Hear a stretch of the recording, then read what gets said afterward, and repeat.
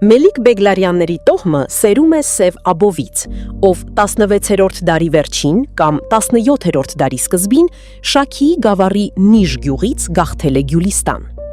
Մելիք Բեգլարյանները բնիկ ուտեացիներ են ուտիքի Նիժ գյուղից։ Ըստ ավանդության, նրանք սերում են աղվանքի նահապետ Արանից։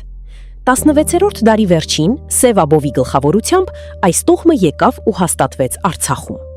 Ըստ ավանդության նա որսորդ էր։ Սև Աբովը հալածել ու բռնել է այն ավազակներին, որոնք գողացել էին իր գրաստները։ Այս քաջագործության մասին իմանալով, Բարդայի խանը նրան որպես պարգև եւ մշտական սեփականություն է տվել Հոռեկա վանքի մոտակայքում գտնվող Թալիշ Թարիջ գյուղը եւ Հոռեկա վանքի մերձակա տարածքները։ Սև Աբովը վախճանվել է 1632 թվականին եւ թաղվել Հոռեկա վանքի մոտ։ Նրա տապանակարի վրա գրված է. «Այս է հանգիստ ապավ Քովխին, Թ. ՌՁԱ, 1081 թվական հայկական տոմարով», այսինքն 1632 թվականին։ 1650 թվականի մի հիշատակարանում նշվում է նրա որդի Մելիք Յավրուի մասին, ով իշխում էր Թալիշում։ 1701 թվականին հիշատակվում է նաև Մելիք Թամրազը, սակայն եղել են նաև դաժան մելիքներ, ինչպես Մելիք Թամրազը, որոնց դեմ ժողովուրդն ու մյուս մելիքներն ըմբոստացել են։ Գյուլիստանի մելիքությունը հիմնադրել է Սև Աբովի որդին, Մելիք Բեգլար առաջինը։ Նա տեղի նախկին տիրակալ Աբրահամ Յուզբաշուց խլեց տարածքները, իր տիրապետության տակ վերցնելով Գյուլիստանի գավառի 18-ից մինչև 24 գյուղ։ Մելիք Բեգլար առաջինը տիրել է մի շարք գյուղերի, այդ թվում Վերին Շենին, Ներքին Շեն եւ Էրքեջ։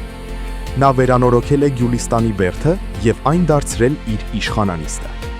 Նրան հաջորդել է ավագ որդին Մելիք Աբով II։ Մելիք Բեգլարյանները Գյուլիստանի մահալում ունեին անսահմանափակ իրավունքներ։ Մելիքներն իրենց հպատակների վրա ունեին բացարձակ ու անսահմանափակ իշխանություն։ Իրենց կալվածքների տարածքը կազմում էր ավելի քան 70,000 դեսյատին,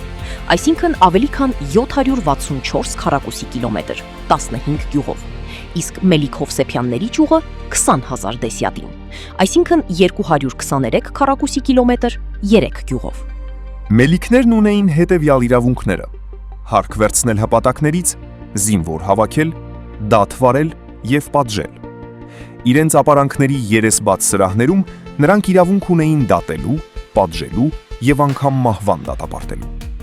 Որպես կանոն, Մելիքն իր հպատակ գյուղացիներից որպես հարկ գանձում էր հավաքված բերքի 10-րդ մասը, որը պատմության մեջ հայտնի է 10-րդ անունով։ Բացի վերոնշյալից, մելիքների իրավունքների մեջ էր մտնում կարգ ու կանոն սահմանելը։ Նրանք միջամտում էին նաև հոգևոր գործերին, կարող էին տանուտերեր նշանակել եւ ազդել եպիսկոպոսների ընտրության վրա։ Յուրաքանչյուր 25 տանից մեկ ծառայող կամ աղախին էին վերցնում իրենց ապարանքի համար։ Այս տոհմն անհաշտ ու արյունահեղ պայքար է մղել Շուշիի Փանահ եւ Իբրահիմ խաների, ինչպես նաև Դաղստանյան լեզգիների դեմ։ Իսկ հետագայում նրանք մեծապես աջակցել են ռուսական զորքերին, ընդդեմ օսմանցիների եւ պարսիկների։ Նրանք բացառիկ դեր են ունեցել հայապահպանության գործում։ Պաշտպանելով իրենց անառիկ լեռները, թույլ չէին տալիս մահմեդականների մուտքը, անընդհատ կառուցում ու նորոգում էին վանքեր եւ ձգտում էին վերականգնել հայկական անկախ պետականությունը։ Մելիք Աբով II-ը պաշտպանել է ժողովրդին լեզգիների արշավանքներից։ 1721 թվականին, երբ Պետրոս Մեծը տիրեց Դերբենդին, Մելիք Աբովը սկսեց հույսեր տածել ռուսական օգնության վերաբերյալ։ 1724 եւ 1725 թվականներին նա ակտիվ նամակագրություն է վարել Ռուսաստանի հետ։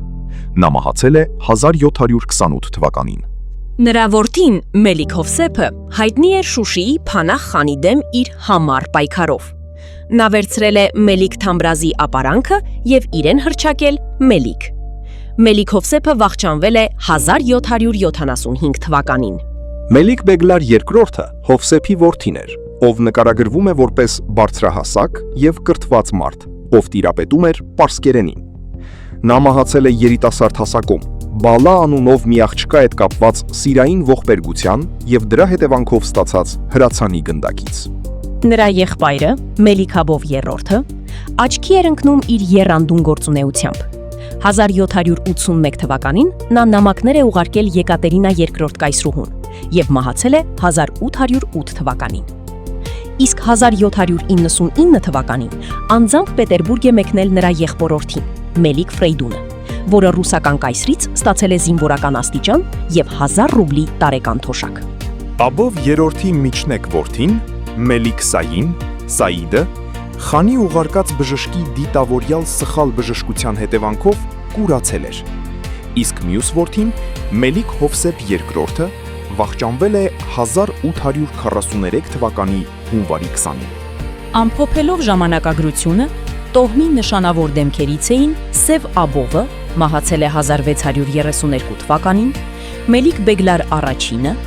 Մելիք Աբով II-ը կամ նույն ինքը Կաղ Աբովը, մահացել է 1728 թվականին, Մելիք Յուսուբը, մահացել է 1775 կամ 1780 թվականին, Մելիք Բեգլար II-ը, մահացել է 1781 թվականին, Մելիք Աբով III-ը, մահացել է 1808 թվականին եւ Մելիք Ֆրեյդունը, ապրել է 1768-ից մինչև 1808 թվականը։ Իրենց հզորությունն ընդգծելու համար այս իշխաններն ունեցել են հոյակապ ամրոցներ, որոնցից գլխավորներն էին Գյուլիստանի անառիկ բերդը եւ Հոռեկավանի ապարանքը։ Մելիքների բուն պալատը գտնվում էր Հոռեկի բլրի ստորոտում։ Գլխավոր դռնից աջ շարված էին 8 ընդարձակ, գմփեթաձև եւ կամարակապ սենյակներ, իսկ դրանց դիմաց գտնվում էր մեծ երեսբաց սրահը, հարակից այլ շինություններով, ախորով ու բանտով։ Տոհմական երեզմանատունը գտնվում էր Հոռեկավանքի մոտ, որտեղ տապանաքարերի վրա պահպանվել են նրանց անունները։ Մելիքները կրում էին թանկարժեք հագուստներ։ Կանայք հաճախ հագնում էին թիֆլիսյան կամ վրացական զգեստներ։ Մելիք Ֆրիդոնի, Բեգլար II-ի որդու, միակ պահպանված պատկերը ցույց է տալիս նրանց ազնվական տեսքը։ Ժողովուրդը հիմնականում խիստ հավատարիմ է եղել եւ վստահել է նրանց, դժվար ժամանակներում միասին գաղթելով Վրաստան։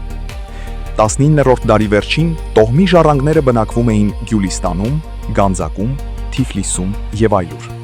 Թեև նրանք պաշտոնապես զրկվել էին իրենց նախկին մելիքական իրավունքներից, սակայն գյուղացիները շարունակում էին նրանց կոչել մելիքներ կամ բեքեր եւ մեծ հարգանքով էին վերաբերվում։ Նոր տարվա եւ այլ տոների ժամանակ գյուղացիները նրանց նվերներ էին տանում՝ խնձոր, ընկույզ, գինի։ 1819 թվականին գերմանացի գաղթականների գալուստը նույնպես ազդեցություն ունեցավ տարածաշրջանի վրա, բայց մելիքական տոհմերը պահպանեցին իրենց ազդեցությունը։ Տոհմի ժառանգները մինչ օրս շարունակում են իրենց գործունեությունը։ Նշանավոր ժամանակակից Բեգլարյաններից են գիտության վաստակավոր գործիչ Արեստ Բեգլարյանը, արձակագիր Իլիչ Բեգլարյանը եւ բանաստեղծ Հրաչյա Բեգլարյանը։ Գանձասարի հյուսիսային կողմում արտակուստ կարդում ենք Գյուլիստանի մելիքների արձանագրությունը։ ԻՌՄԼԹ թույիս կամավ նաստուծո ձեռամբ տիառն Յովհաննու կաթողիկոսին, ես ապավ Մելիք Աբով, Յուզբաշի որդի Մելիք Յովսեփա Թալիշու եւ ին կենակից Հերիքնազ եւ որդիկ Մելիք Պեկլար եւ Մելիք Ապավ մեր հալալ արդյանց շինեցակ Սրբո Յաթոռույս աղուանից Գանձասարու երկու եկեղեցիած, տաճարի եւ գավթի, տանիսն եւ խախտյալ որմունս բազում աշխատությամբ յիշատակ մեզ եւ ննջեցելոց մերոց։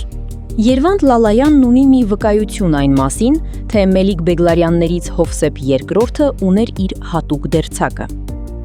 Մելիքների զգեստը ժողովրդի զգեստի տարազից չէր տարբերվում, միայն կարվում էր ավելի ճաշակով եւ ավելի թանկագին կտորներից։ Նրանք ունեին իրանց հատուկ դերձակը, որ ամբողջ Իգիրմիդորթում հայտնի էր լինում։ Այսպես օրինակ, Մելիք Հովսեփ II-ի դերձակը Պարիս յուղից էր, Մուսի անունով։ Հին Պարիս գյուղի, որ դարձել էր Ռուս Պարիս, գերեզմանոցում իթիվասայլոց պահպանվել է այդ նշանավոր դերձակի շիրմաքարը, որի վրա կա արհեստը խորհրդանշող մկրատի պատկեր եւ սույն արձանագրությունը։ Այս է տապան Ուսդա Մոսին, որը որդի Մռավին 1850 թվական։